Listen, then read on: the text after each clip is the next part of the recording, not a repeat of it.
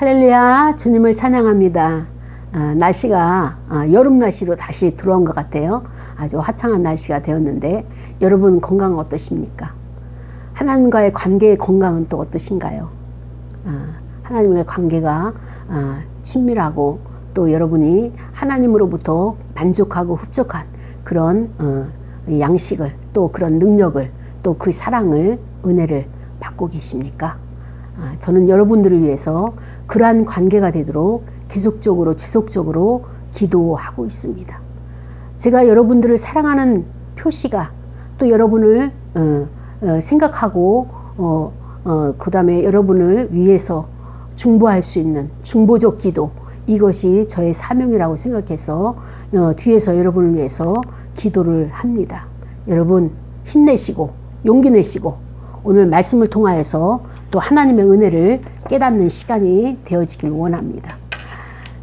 사랑하는 여러분, 제가요 이제 나이가 들면서 자꾸 하나님의 그 사랑이 가까워지는 거예요.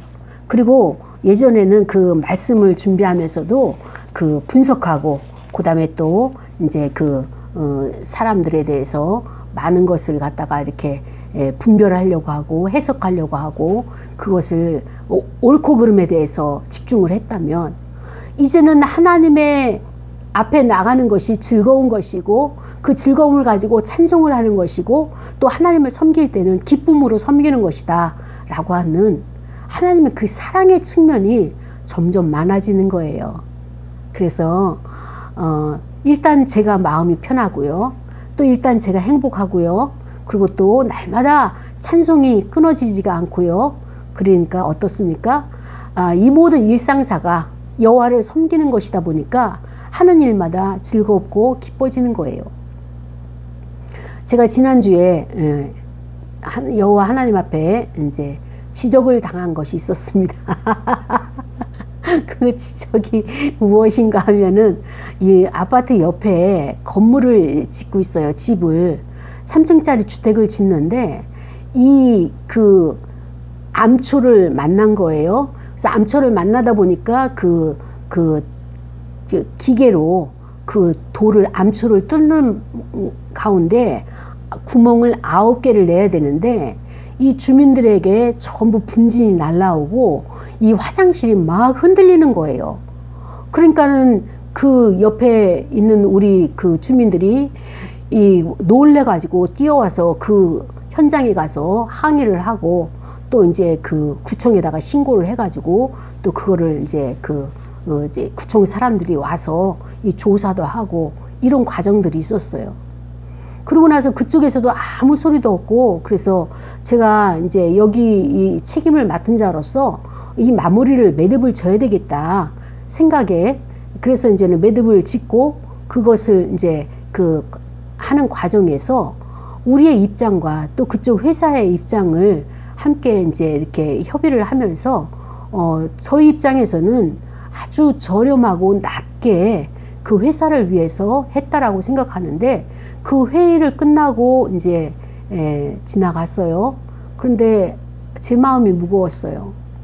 참 기쁘지가 않았어요. 그래서 제가 기도를 했어요. 하나님, 제 마음이 무겁습니다. 그 원인이 무엇일까요? 라고 하는데 하나님께서 2가지를 지적을 하시는 거예요. 혹시 제가 이거를 과하게 그에게 요구했다면 이것은 탐욕의 문제이기 때문에, 욕심에 대한 문제이기 때문에 이러한 것이 성립이 되지 않고 그 회사도 억울하지 않고 우리 주민들도 억울하지 않도록 이런 중재할 수 있도록 이렇게 인도해 달라고 첫 번째 문제가 해결이 되고, 2번째 문제가 무엇인가 하면은 저희 주민 중에 제가 이렇게 이끌어가는 거에 있어서 만족하지 않은 분들이 있죠. 그분들이 어느 날 저에게 찾아와 가지고 항의를 했는데 그 무력 항의를 한 거예요.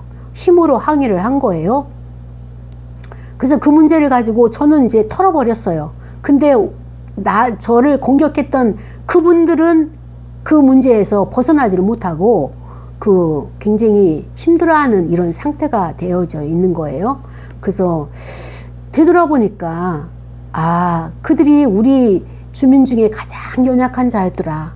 겉으로는 목소리가 크고 힘있게 저에게 공격을 했지만 그들은 아주 연약한 자여서 제가 어린아이 다루듯이 갓난아이처럼 그들을 대해야 되는데 갑작스럽게 일어난 일이라서 제가 미처 이제 그 부분에 대해서 세심한 섬세한 그 신경을 쓰지 못했던 것을 하나님께서 그거를 지적을 하시는 거예요. 그래서 제가 하나님 앞에 납작 엎드렸어요. 하나님, 그렇습니다. 제가 우매한 자입니다. 제가 부족했습니다. 제가 어리석었습니다. 품는다기보다 나를 공격하기 때문에 저는 방어한다는 차원에서 한 행동이, 한 말들이 그것이 바로 그에게 아픔이었고 그 상한 마음을 주었다면 이건 나의 잘못입니다. 제가 이곳에 왜 왔습니까? 의도한 바는 없지만 하나님께서 인도하심으로 왔는데 제가 이곳에 온 의도, 그 뜻이 무엇인지 망각했습니다. 하나님 용서해 달라고. 제가 이 땅에 하나님의 보내신 하나님의 목적이 무엇입니까? 그 목적대로 살지 못하고 하나님의 백성들을 사랑하고 그 복음을 전하기 위해서 목사로 부름을 받았는데 목사의 직분, 목사의 신분을 제가 망각을 하고 저들과 똑같이 아프고 힘들다고 그렇게 표현을 했다면 나를 용서해 달라고 아주 납작 엎드렸어요. 정말 제가 잘못했다고. 그때 하나님이 저를 풀어놓으시고 그 이후에 말할 수 없는 기쁨으로 저를 자유케 하시는데, 죄가 가려워져서 하나님과 나 사이에 적막함이 있었고, 그리고 또 그 마음이 기쁘지가 않았는데 이 죄로부터 자유함, 죄사함을 받고 나니까 너무나 기쁘고 행복한 거예요. 모든 것이 감사한 거예요. 모두 다 감사할 거리였었어요. 그러면서 일주일을 보내면서 지난 토요일에 또 여러 가지 사건을 통해서 이곳은 살아있는 현장이에요. 모든 유기체들이 살아서 역사하기 때문에 수시로 사건들이 발생하고, 그래서 제가 하나님 앞에 기도했어요. 하나님, 제가 저 일에 집착하지 않게 해달라고, 내일 주일을 준비할 수 있게 해달라고. 그리고 저는 제 마음 가운데서 계속 신경이 쓰이는 것들, 그 다음에 거기 일에 개입을 하려고 하는 이런 집착들을 계속 분리를 시켰어요. 그리고 저녁 늦은 시간에 마지막 잠자리 들면서 기도할 때, 하나님이 승리를 주셨구나. 아까까지 불편했던 마음, 왜 질서를 지키지 아니하고 여기 주민으로서의 그 본분을 다하지 않는가. 그것도 특히 믿음의 사람, 사모라고 하는 자가 이럴 수 있을까라고 하는 그런 의문이 막 올라왔는데, 그것까지도 제가 인내하고 기다리고 이것을 가지고 제가 반응하지 않았어요. 그랬을 때 하나님께서 이것을 이기게 하신 그때 또 하나님이 참 기쁨을 주셨습니다. 우리의 생각이 맞다 할지라도 하나님께서 현실을 안배하셨기 때문에 하나님이 나를 통하여서 행하시는 그 모든 일들을 하나님은 우리가 받아들이고 수용하길 원하시죠. 그것을 시시비비 가리고 따지고 그 다음에 분석하고 해석하는 것 때로는 필요하지만 이게 우선이 아니라는 것을 이제 신앙의 깊이가 있고 나이가 들수록 이러한 것들을 알게 하시는 거예요. 깨닫게 하시는 거예요. 그 하나님이 너무나 감사합니다. 그렇습니다. 수렁 속에 빠진 나를 하나님께서 건져주셨어요. 오늘 말씀은 인생이 전율할 때와 신뢰할 때라고 하는 설교 제목이거든요. 어떨 때 우리가 전율을 느끼고 어떨 때 우리가 하나님을 신뢰하는가. 이 말씀의 본문은 이사야서 55장 6절부터 11절까지 있는 말씀이에요. 이사야서가 여호와 하나님의 그 뜻을 알고 깊이를 알고 여호와 하나님을 알면 알수록 이제까지 자기가 경험했던 여호와 하나님과 하나님의 실체, 본체와는 참 거리가 있다는 사실을 깨달아가기 시작을 한 것이 오늘 본문 속에 나타나 있습니다. 너희는 여호와를 만날 만한 때에 찾으라. 가까이 계실 때 그를 부르라. 이사야를 통하여서 여호와 하나님이 말씀을 하시는 거예요. 악인은 그의 길을, 불의한 자는 그의 생각을 버리고 여호와께로 돌아오라. 그럴 때 여호와 하나님이 긍휼히 여기시리라. 우리 하나님께로 돌아오라. 그가 너희를 너그럽게 용서하시리라. 그래서 이것은 바로 내 생각이, 여호와 하나님의 생각이 너희 생각과 다르다. 나의 길, 여호와 하나님께서 준비하신 길은 너희들이 생각하는 그 길과 다르기 때문에 이것이 여호와의 말씀이다. 하늘이 땅보다 높음같이 나의 길, 여호와 하나님께서 준비하신 길은 너희의 길보다 높다. 내 생각은 너희 생각보다 높다. 그래서 비와 눈이 내려서 하늘로부터 내려올 때에 다시 하늘로 되돌아가지 아니하고 이 비는 땅으로 그것이 적셔지게 된다. 스며들게 된다.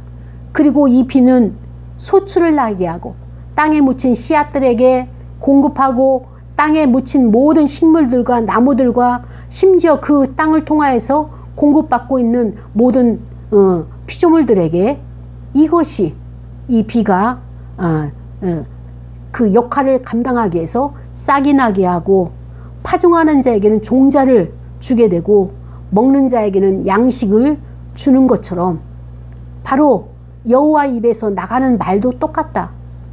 이와 같이 헛되이 내게로 되돌아오지 아니하고 나의 기뻐한 뜻을 이 땅에서 이루며 또 내가 보낸 일에 형통하여서 그것이 나에게 영광으로 오게 되는 것이다 라고 하는 것이 오늘 본문이죠. 이 말씀은 오늘 저와 여러분에게 주시는 하나님의 말씀인 것입니다. 저는 특히 오늘 이 본문의 말씀을 통하여서 무엇에 대해서 중점을 두고자 하는가 하면 오늘 하나님이 저와 여러분을 초대하시는 거예요. 그런데 초대하시는데 어떤 곳으로 초대를 하시느냐?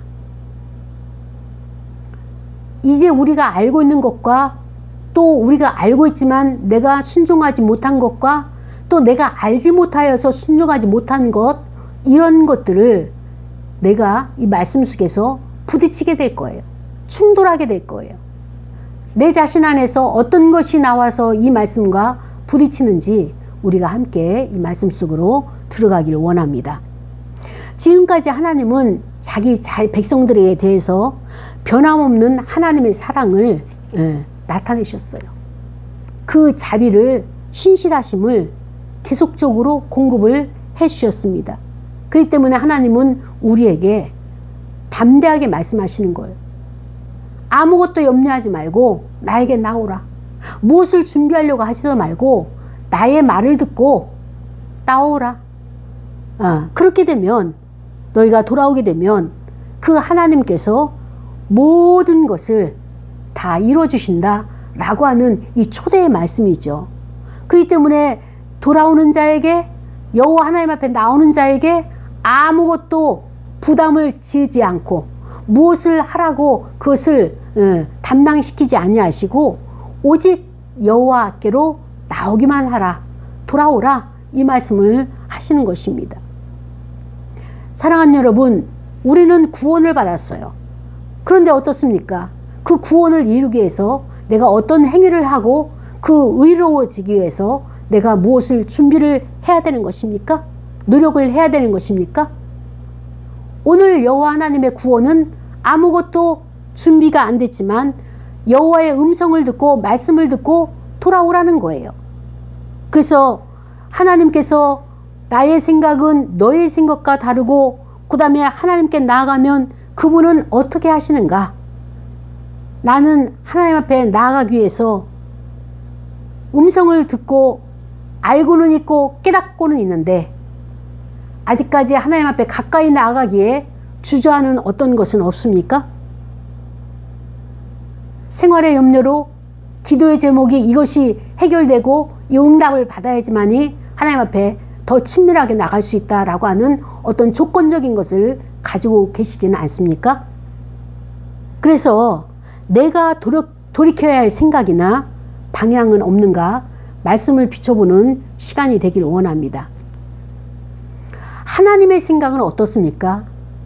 인간이 아무리 하나님의 입장에서, 하나님의 관점에서 모든 사고를 한다 할지라도 하나님의 생각보다 높지는 못하다는 거예요.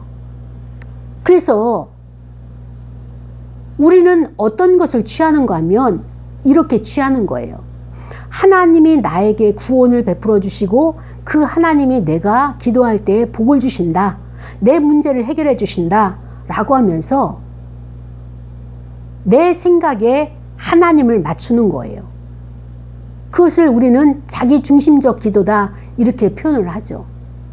우리의 믿음이 자기중심적이 돼서 내가 하나님 앞에 기도할 때는 하나님이 무조건 응답해 주시고 내가 필요를 구할 때는 하나님이 그것을 채워주셔야지 내가 하나님이라고 부를 수 있는 것이 인간, 기독교 안에 있는 신앙생활을 하고 있는 모습이라는 거죠. 그렇다면 우리는 하나님을 내 마음대로 조종하고 내 마음대로 재단을 하고 나에게 맞는 하나님으로 내가 만들어버리는 종교의 영을 가지고 있는 거예요. 내 생각을 하나님의 뜻에, 하나님의 계획하심에, 하나님이 원하시는 것에 맞추는 것이 하나님과 내가, 하나님은 창조자요, 구속자요, 나는 피조물 관계가 건강한 관계예요. 그런데 하나님을 내가 원하는 대로 끌어들이는 거예요. 여기 와서 상담을 하고 기도를 받기를 원하는 사람 중에 다수가 이런 생각을 가지고 있는 거예요. 제가 몸이 아픈데요, 이 몸을 낫게 해주세요. 그래야지 하나님이 살아계심이 증거가 되고 많은 사람들에게 영광을 나타내고 간증거리가 됩니다. 라고 하면서 이렇게 하나님께 협박성 기도를 할 때가 있어요. 그리고 제게 와서 하나님의 뜻을 이루기 위해서는 하나님의 원하시는 방법을 받아들여야 된다 라고 이야기합니다. 근데 그들은 제가 말하는 것이 믿음이 아니라고 생각하고 야속하다고 생각을 하는 거예요. 어떤 질병을 가지고 온 자가 와서 상담을 합니다. 제가 상담할 때 이렇게 이야기하는 거예요. 인간의 몸에 있는 이 모든 질병은 하나님의 창조 세계 속에서 이것이 발생한 거기 때문에 창조 세계의 그 질서는, 그 원래는 뿌려지면 거두는, 씨를 뿌리고 거두는 것처럼 질병이 하나 발생하게 되면 이것이 낫기까지 오랜 시간이 걸린다. 암이 하나 발병되기까지는 4, 5년 동안 우리 안에서 숙주처럼 지금 만들어지고 우리 몸에 암으로 등장하는 거예요. 그래서 이것을 고치기 위해서는 이 기간 동안, 만들어지는 기간 동안 걸리거나 아니면 더 이상의 시간이 걸리기도 하죠. 그래서 우리는 병이 걸리기 전에, 내 몸에 병이 만들어지기 전에 예방을 하는 것이 우선이다 라고 그렇게 방향을 안내를 합니다. 그러면은 저를 찾아온 사람들이 대부분이 신앙인이잖아요. 기독교 신앙을 가지고 있잖아요.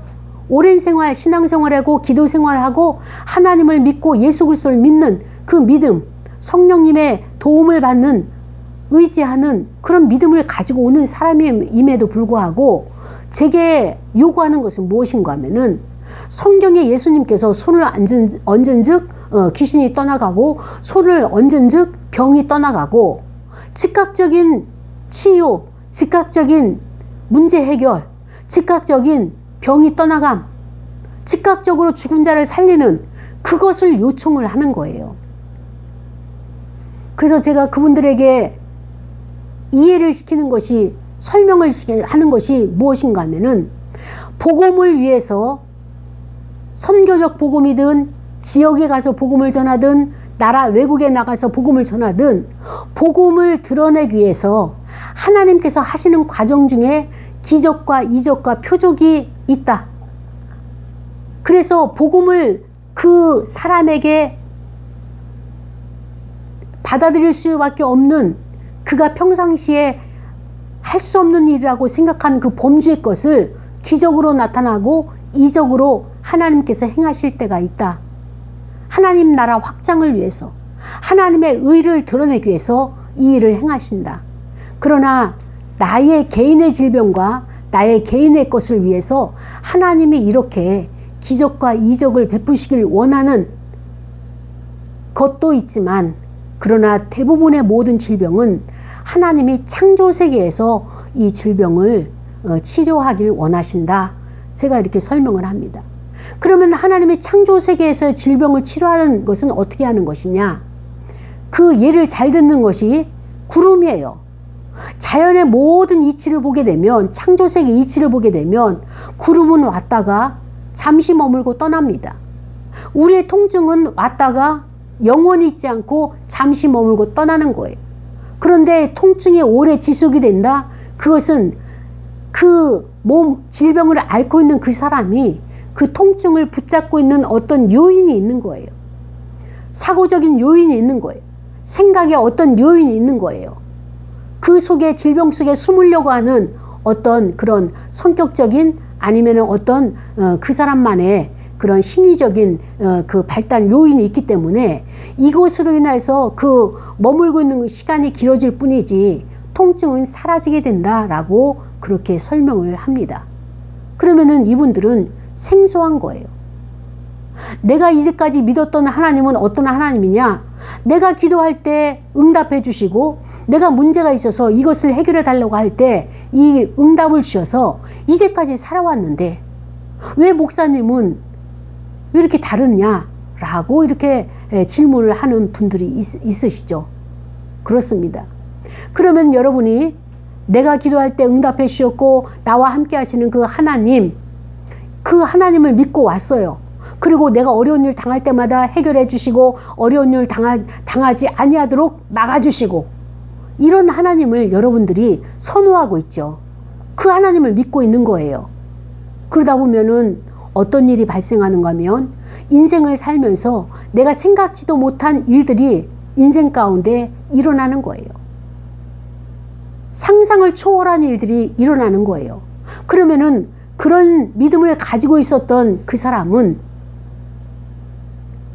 왜 하나님이 내 인생의 문제를 막아주지 않으셨느냐? 내가 왜 암에 걸려야 되느냐? 암까지도 막아주셔야 되지 않느냐? 내가 왜 이렇게 나의 아이가 죽임을 당해야 되느냐? 왜 내 아이를 빨리 데리고 가셨느냐? 이것을 내가 어떻게 받아들여야 되느냐? 하나님이 살아계셨다면 내가 평생의 신앙생활하고 여기까지 왔는데 어떻게 내가 하나님의 자녀고 예수 그리스도의 제자인 나를 이렇게 공경에 처하게 하고, 아이가 죽고 그 다음에 또 재정이 바닥이 나서 아무것도 할 수 없는 이런 환경 가운데로 나를 몰고 가시느냐? 이분이 바로 나의 하나님이시냐? 내가 믿는 하나님이 맞느냐? 그분이 선하시냐? 나를 정말로 사랑하시느냐? 라고 하는 질문을 계속하면서 낭망하게 되는 거예요. 낙심하게 되는 거예요. 내가 어려울 때 나를 도와주지 않는 하나님이시라면 나는 더 이상 그분을 내가 섬길 수가 없다. 내가 그분 앞에 나가서 예배드릴 필요가 없는 것이다. 내가 어려울 때 나를 도와주셔야지 나의 하나님이시지, 내가 어려워서 고통당하고 소리 지르고 부르짖어 기도하는데도 하나님은 잠잠하시다. 나의 아이가 죽었는데 이 아이가 죽기까지 하나님은 왜 손을 놓고 계셨느냐? 이런 질문들이 계속적으로 떠오르게 되면 그 믿음을 가진 자는 무너지게 되는 것이에요.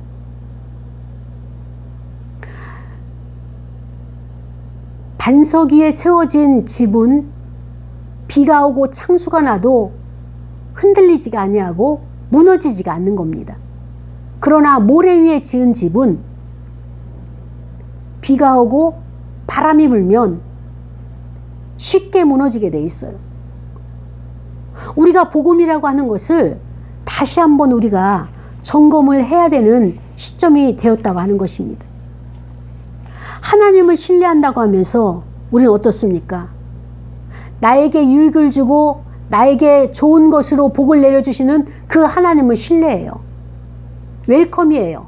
할렐루야 해요. 그러나 나에게 고난의 보따리를 가지고 오시고 내 인생이 계속적으로 고난에 연줄연줄 헤어나지 못할 정도의 광야길을 걷게 하시면 사람들은 그 하나님과 손절하고 등을 돌리고 떠나는 것입니다. 이런 분이 나의 하나님이고 내가 이분을 위해서 섬기고 이분을 위해서 11조를 하고 내가 이분을 위해서 헌금을 하고 교회 봉사를 한다면 더 이상 나에게 유익이 되어지지 않는 신이라면 나는 더 이상 이곳에 있을 필요가 없다라고 하면서 과감하게 신앙을 정리하는 사람들을 보게 되었습니다. 이것이 우리가 하나님을 왜곡되게 생각하는 하나님의 신관이 잘못된 병든 신관을 가지고 있는 거예요. 근데 대다수가 이런 신관을 가지고 있습니다. 하나님을 신뢰한다는 것, 좋을 때만 신뢰하는 거예요. 나의 역경이 오고 나에게 고난이 불어닥칠 때는, 질풍노도와 같은 문제가 발생할 때는 하나님은 안 계신 것 같아요.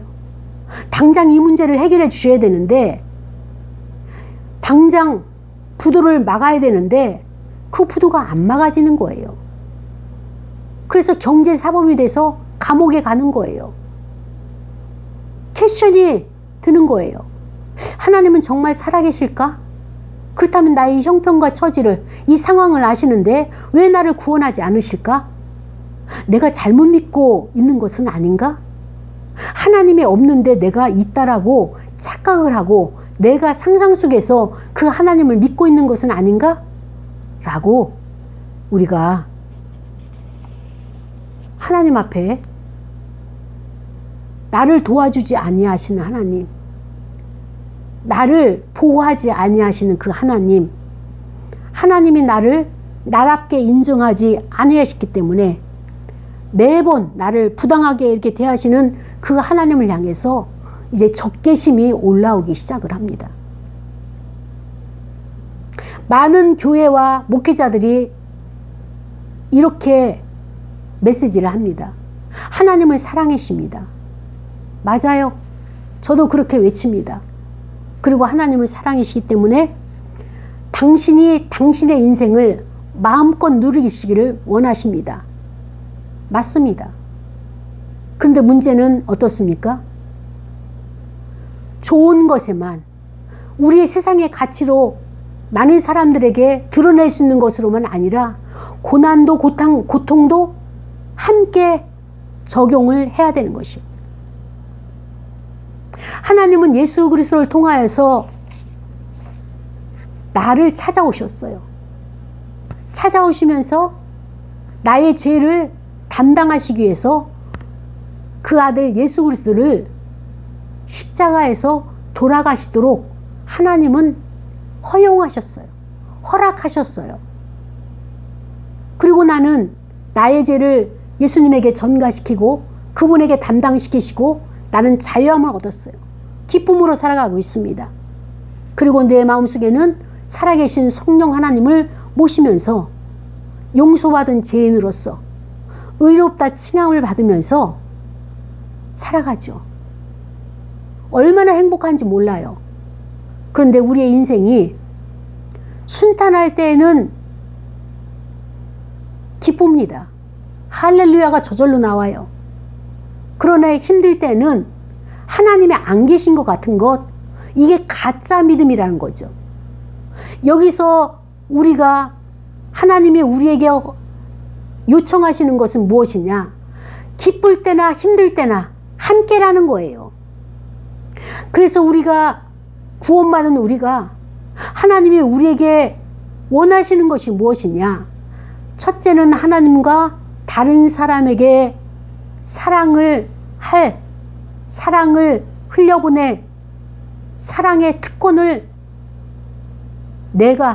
여러분이 받았기 때문에 이것을 지속적으로 행해라. 이것이 하나님께서 우리에게 요청하시는 거예요.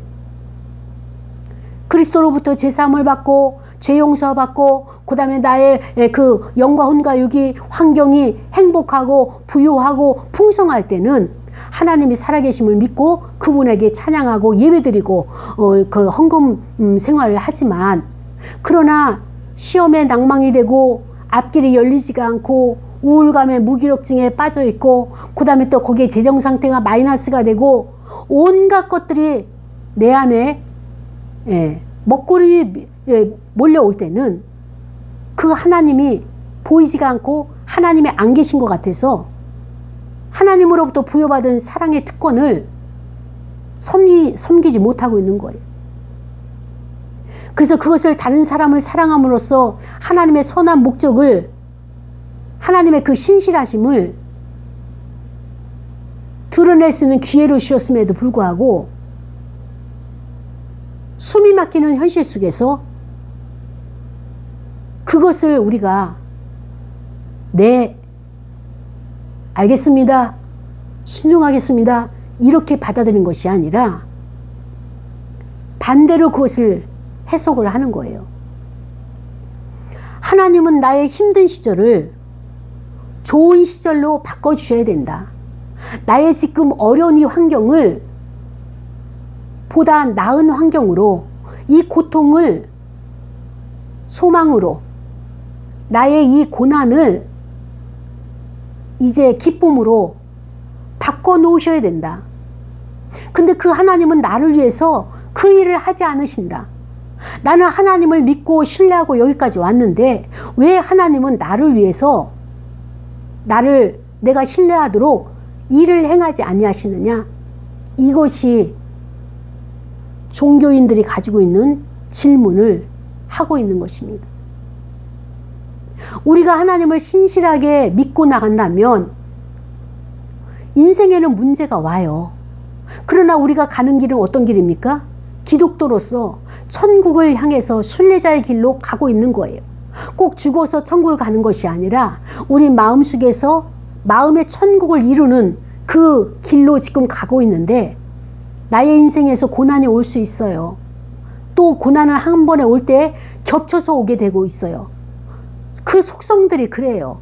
나를 넘어지게 하고 나를 실족하게 하려고 하고 절망케 해서, 그래서 나를 사망의 골짜기로 끌어내리기 위한 이런 것들이, 시험이, 유혹이 한꺼번에 오게 됩니다.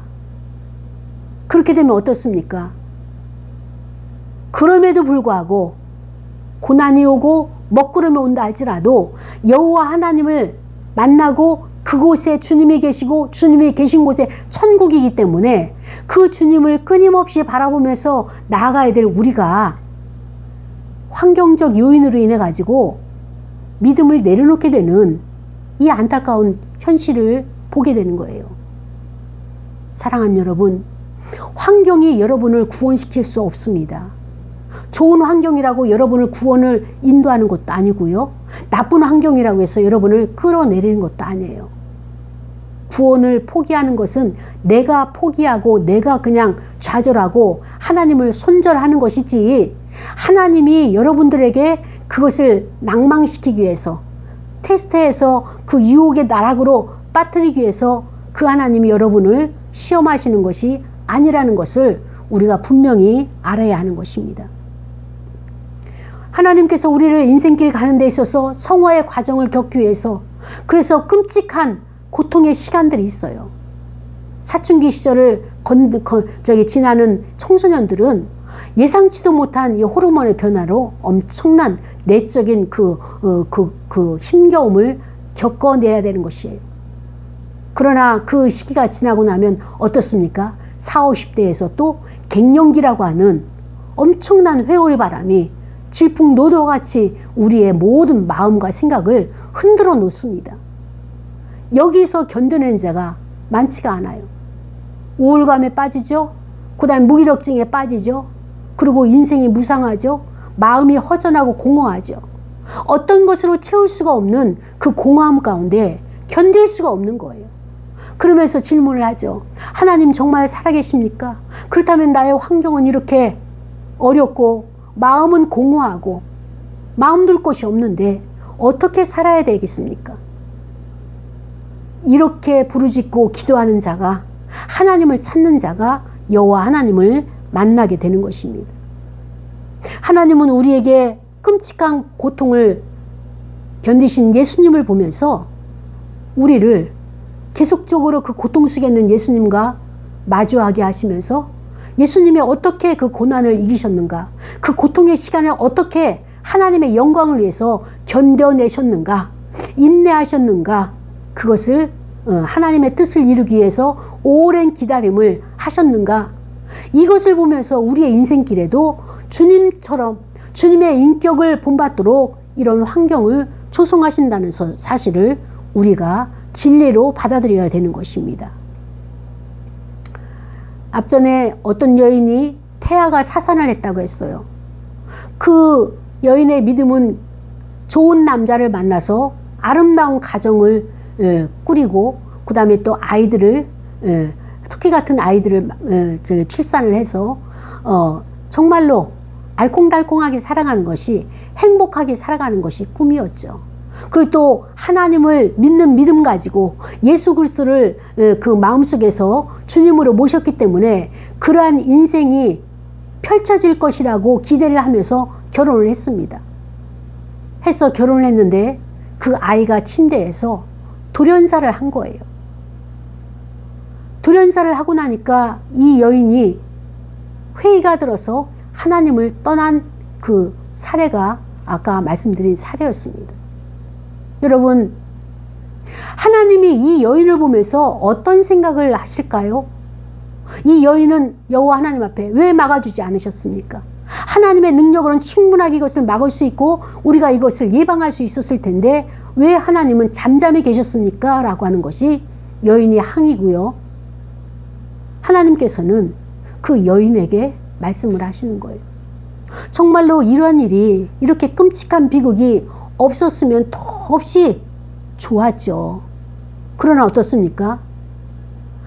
그 여인이 여호와 하나님을 떠나가는 그 영혼의 비극은 더 큰 비극이에요. 작은 비극이 있다고 해서 더 큰 비극, 하나님을 떠나는 것. 하나님은 이 모든 것을 아시고 더 큰 것으로 채워주시기도 하고 위로하시기도 하고 하나님의 뜻이 분명히 있기 때문에 그것을 알게 하기 위해서 허용하신 것을, 인간은 아버지의 뜻을 알지 못하기 때문에 더 큰 비극을 선택하게 되는 이것을 보게 되는 것입니다. 그 여인은 갈급한 그 영혼의 목마름을 향해서 그 자신이 모든 조건이 갖춰진 거였어요. 교만함을